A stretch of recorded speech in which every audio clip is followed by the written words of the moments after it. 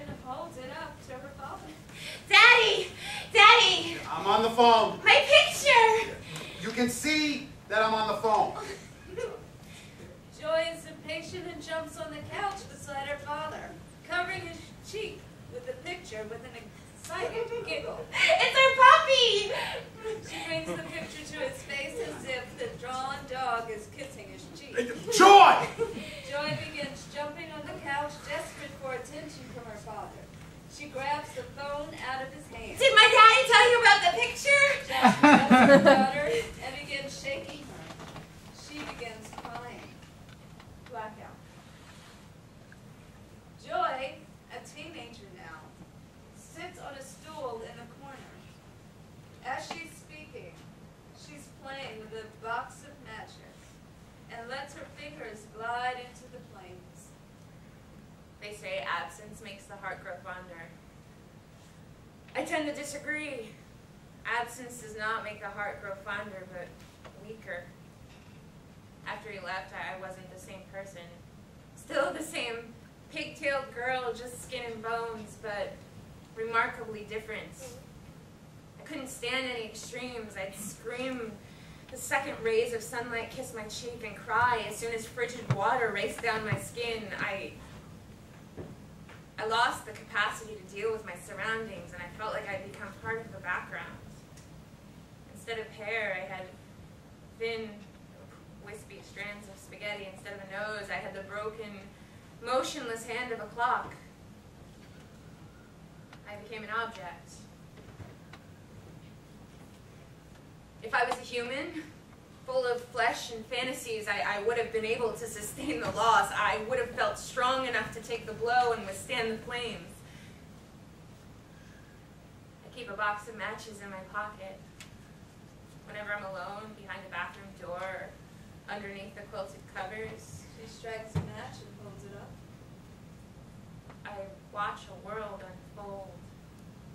Maybe it's the idea that something can be reduced to a simple pile of ashes, that something whole can burn without a trace.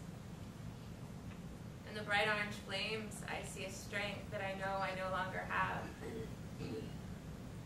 I see beauty and brilliance and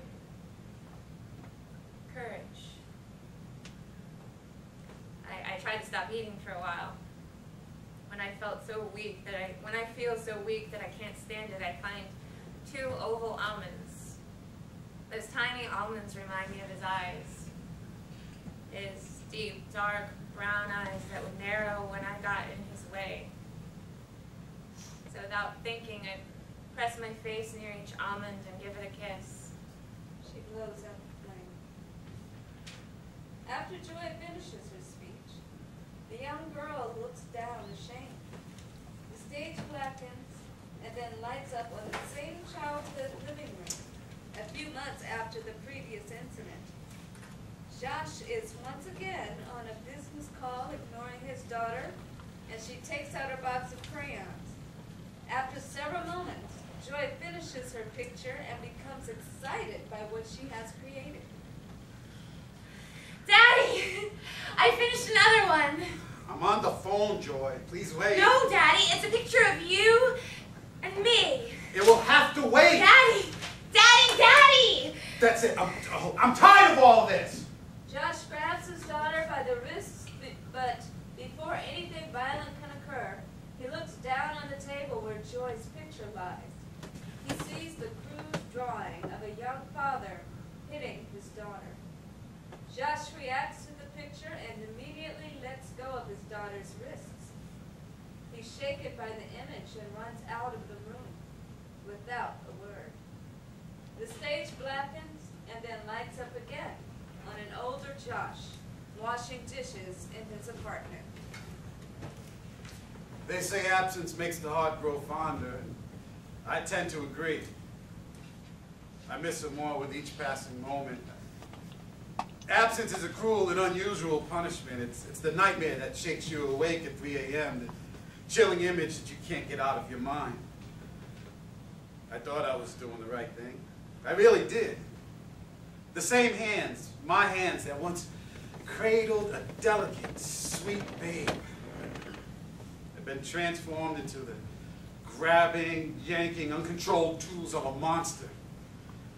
They ripped into her life, shredding her innocence and robbing her joy. My joy. I didn't think leaving would hurt so much. I walk into an empty apartment and the vacant shelves make me crumble to the floor. Her birthday goes unrecognized and I want to punch through the sun-stained glass windows. It's impossible for me to believe that I won't be there to greet her as the bus rolls in and see her pigtails just flying in the air as she races into my arms.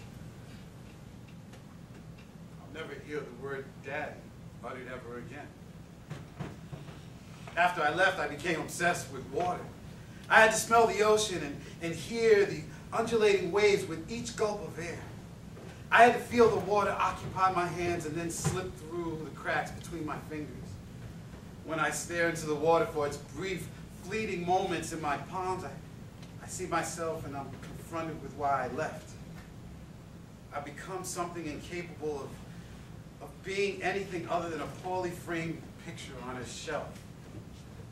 I can dull the pain away by returning to the water. Sometimes I like to hold my head underneath and pretend for a second, for an instant, that I'm going to drown. That I'll lose the curse of memory and forget the role that I wasn't suited to play. I hate everything in sight for a while. When I hear something that reminded me of her laugh or remember how her smile looked, I'd grab the food closest to me. One day, with my mouth full of food and my mind full of memories, I looked down the kitchen counter and saw a few almonds. They were brown, just like her eyes. A radiant brown with a touch of sorrow. I knew she wouldn't understand why I left, but I hope somewhere out there, wherever she calls home, she's thinking of me. She still loves me. With this in mind, I pressed my cheek near her, near each almond, and whispered her name. Larkin.